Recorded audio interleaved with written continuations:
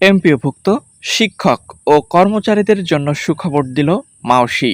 এখানে রয়েছে তাদের জুন মাসের বেতন কত তারিখের মধ্যে তাদের ব্যাংক অ্যাকাউন্টে ঢুকছে এবং তাদের বাড়ি ভাড়া সর্বনিম্ন উপজেলা পর্যায়ে ৪৫-৫০ সর্বোচ্চ ৬০% পর্যন্ত বৃদ্ধি করা হতে পারে এবং চিকিৎসা ভাতা এখানে ৩৫০০ থেকে সর্বনিম্ন ৪,০০০ টাকা পর্যন্ত বৃদ্ধি করা হতে পারে এবং এটি যে কার্যকর হচ্ছে ১ আগস্ট ২০২৫ তারিখ থেকে, অর্থাৎ বিশেষ সুবিধা প্রজ্ঞাপনে এখানে আপনারা কার কত টাকা বেতন বৃদ্ধি পাচ্ছে এবং সেটি কত তারিখ থেকে বেতন বৃদ্ধি পাচ্ছে, চলুন আজকের এই ভিডিওতে আমরা আপনাদেরকে A to Z সকল তথ্য দেখানোর চেষ্টা করব। ভিডিওটি এমপিওভুক্ত শিক্ষক এবং কর্মচারীদের জন্য খুবই গুরুত্বপূর্ণ, অবশ্যই প্রথম থেকে শেষ পর্যন্ত দেখবেন। তার আগে আপনাদের কাছে ছোট করে একটি রিকোয়েস্ট করব, যারা চ্যানেলের নতুন দর্শক রয়েছেন এখন পর্যন্ত সাবস্ক্রাইব করেননি, প্রথমেই চ্যানেলটিকে সাবস্ক্রাইব করবেন যাতে করে পরবর্তীতে যে কোনো গুরুত্বপূর্ণ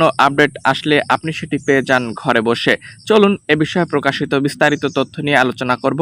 প্রথমত আপনাদেরকে একটি পার্থক্য দেখানোর চেষ্টা করব যে এমপিওভুক্ত শিক্ষক কর্মচারী বনাম সরকারি কর্মচারীদের বেতন ভাতার যে একটি পার্থক্য রয়েছে, এটি যদি আপনারা একটু লক্ষ্য করেন তাহলে দেখতে পাবেন এখানে কেমন বৈষম্যের শিকার হয়েছেন আপনারা।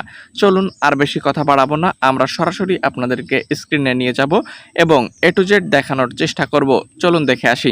তো দেখতে পাচ্ছেন এখানে এমপিওভুক্ত কর্মচারী ও সরকারি কর্মচারীদের বেতন ভাতার যে পার্থক্য, এটি কিন্তু এখানে সুন্দরভাবে উল্লেখ করে দেওয়া রয়েছে। প্রথমত দেখব সরকারি চাকরিতে সুযোগ সুবিধা বেতন ভাতাদি এবং বেসরকারি সুযোগ সুবিধা এবং বেতন ভাতাদি। বন্ধুরা দেখতে পাচ্ছেন সরকারি শিক্ষক কর্মচারীদের মূল বেতন জাতীয় বেতন স্কেল 2015 অনুযায়ী এবং এখানে দেখতে পাচ্ছেন যে বিষয়টি দুইজনই কিন্তু পাচ্ছেন 2015 অনুযায়ী বাড়ি ভাড়া উপজেলা মূল বেতনের ৪৫, ৫০ এবং ৬০% পর্যন্ত এবং এখানে বাড়ি ভাড়া নির্ধারিত রয়েছে শুধুমাত্র ১,০০০ টাকা, যেটি খুবই নগণ্য। দেখতে পাচ্ছেন চিকিৎসা ১৫০০ টাকা, সেখানে এমপিও শিক্ষক কর্মচারীদের জন্য ৫০০ টাকা, বৈশাখী ভাতা 20%, এখানেও সেম। উৎসব ভাতা ১০০%। এখন যদিও এমপিওভুক্ত শিক্ষক কর্মচারীদের জন্য দুজনেরই জন্যই ৫০% করা হয়েছে, ঠিক আছে, তবে এটি কর্মচারীদের ৭৫% পর্যন্ত করা হবে। বার্ষিক ইনক্রিমেন্ট গড়ে ৫% বা তার বেশি রয়েছে। এখানে বার্ষিক ইনক্রিমেন্ট নির্ধারিত ৫% হারে। পদোন্নতির ব্যবস্থা রয়েছে, এখানে পদোন্নতি নেই। বদলির সুযোগ রয়েছে, এখানে কোনো প্রকার বদলির সুযোগ নেই।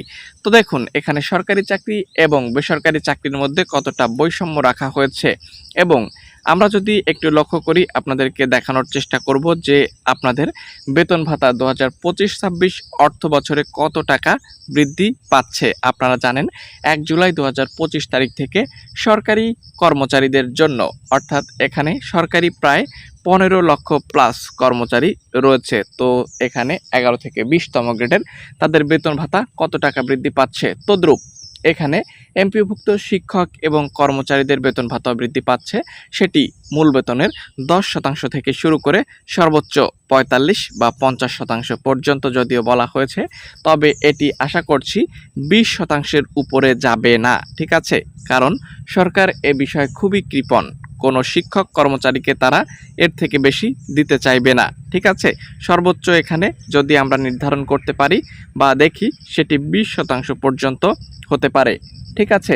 তো এখানে আপনাদের বাড়ি ভাড়া বৃদ্ধি, চিকিৎসা ভাতা বৃদ্ধি এবং মূল বেতনের 20 থেকে 25% পর্যন্ত বৃদ্ধি করা হবে, তবে বাড়ি ভাড়া 60% পর্যন্ত না করা হলেও এটি বৃদ্ধি করা হবে।